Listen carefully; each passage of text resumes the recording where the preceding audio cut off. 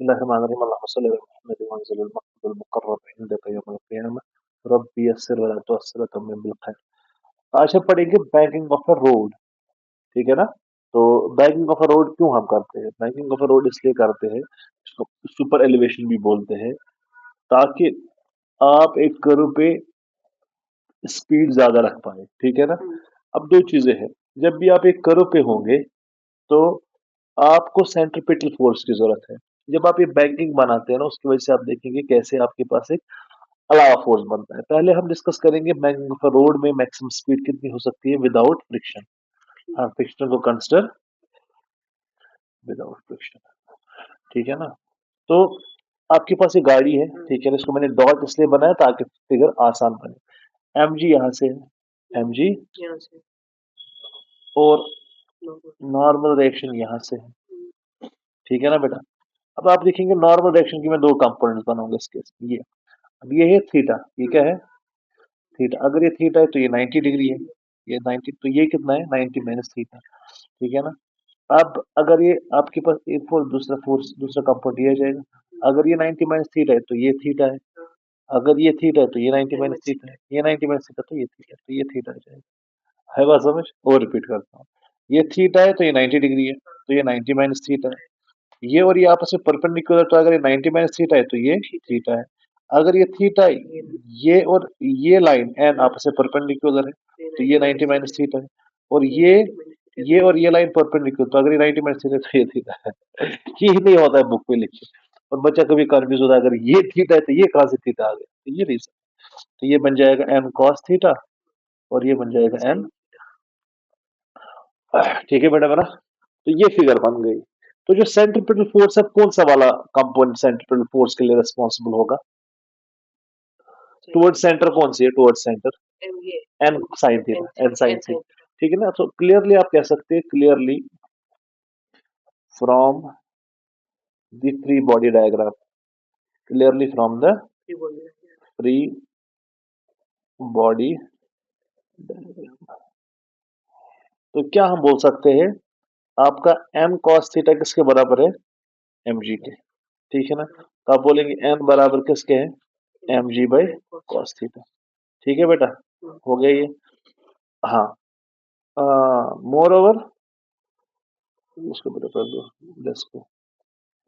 More over centripetal force, centripetal किसके बराबर होता है? M square by R. अच्छा ठीक। हियर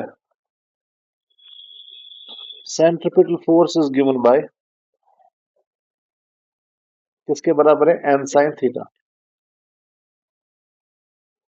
तो हम क्या कह सकते हैं? It implies M V square by R is equal to N sine, लेकिन एन किसके बराबर? M G by cos theta. तो हम बोलेंगे M V square by R बराबर है M G divide by cos theta into, so M और M क्या हो जाएगा? तो वी स्क्वायर किसके बराबर आ जाएगा? R G tan theta. तो जो मैक्सिमम वेलोसिटी होगी that will be root of R G tan theta. ये बात समझ? हाँ। तो ऐसी फॉर्मूला आप अप्लाई कर सकते हो। आपने देखा होगा वो जो आइस स्लाइडिंग एक गेम आती है, उसमें वो एक गुफा जैसी होती है, उनको उसके थ्रू वो पास जाते हैं। वो ऐसी गुफा जैसी होती है, ठीक है ना? और उसके थ्रू उनको स्लाइड पार किया जाता है, आइस होता है। लेकिन यहाँ पे बिल्कुल ऐसे कर्व होता है। ठीक है ना? यानी जो जो टर्न होता है ना, टर्न पे उसको वो एंगल वो इतना जा सकता है, जैसे मौत का कुआं वगैरह आपने देखा होगा। ठीक है ना? तो वहां पे जो सारा सेंट्रीपिटल फोर्स है वो इस सुपर एलिवेशन की वजह से मिलता है बात समझ? तो ये चीज होती है। अब हम ये वाला केस डिस्कस करेंगे, जिसमें बैंकिंग ऑफ अ रोड करेंगे हम डिस्कस, लेकिन किस वाले केस में? जिसमें हम फ्रिक्शन भी मानेंगे। क्या मानेंगे? अब देखेंगे उसमें क्या सिचुएशन बनेगी।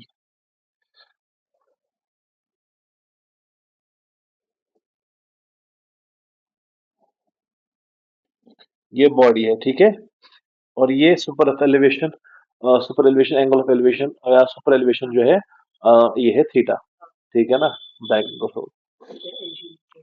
हाँ, एम जी कहाँ से? डाउनवर्ड्स, वो तो अपना ही है, M G downwards. Normal reaction यहाँ से है और यहाँ से थीटा है तो ये बन जाएगा n cos थीटा और ये बन जाएगा n sin थीटा। ठीक है ना, ये तो वही है जो हमने, लेकिन इसमें एक और चीज है, इसमें फ्रिक्शन है। क्या इसमें?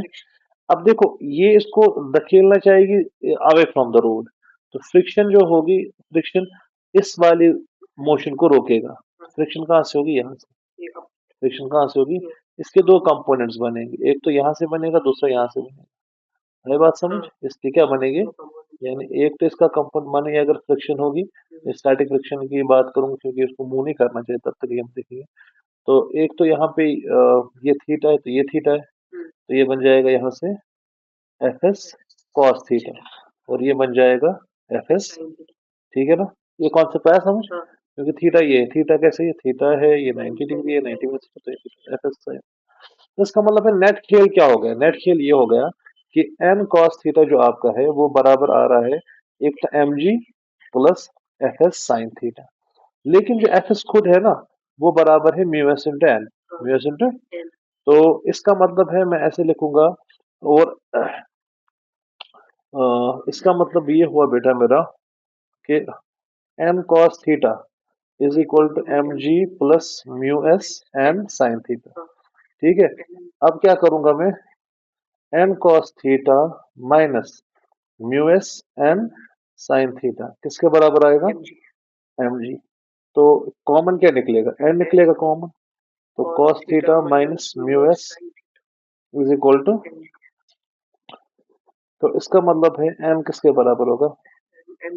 Divided by cos theta minus mu S sin theta. होगी ये बात? सेंट्रीपिटल फोर्स कौन प्रोवाइड कर रहा है? N sine theta plus F S cos theta. ठीक है ना, M V square by R. हाँ,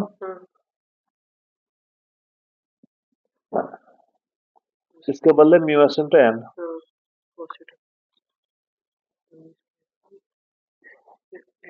एन निकलेगा कॉमन,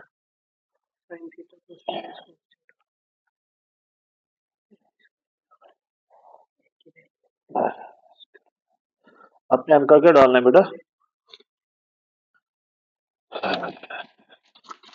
तो एन तो बराबर था M G divide bye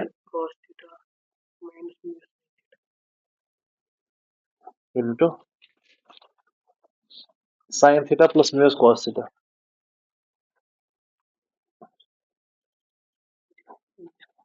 M square by R. ठीक है, अब क्या हो रहा है? एम और एम क्या हो जाएगा? तो मैं कह सकता हूँ ऐसे V square is equal to R G into sine theta plus mu S cos theta divided bye,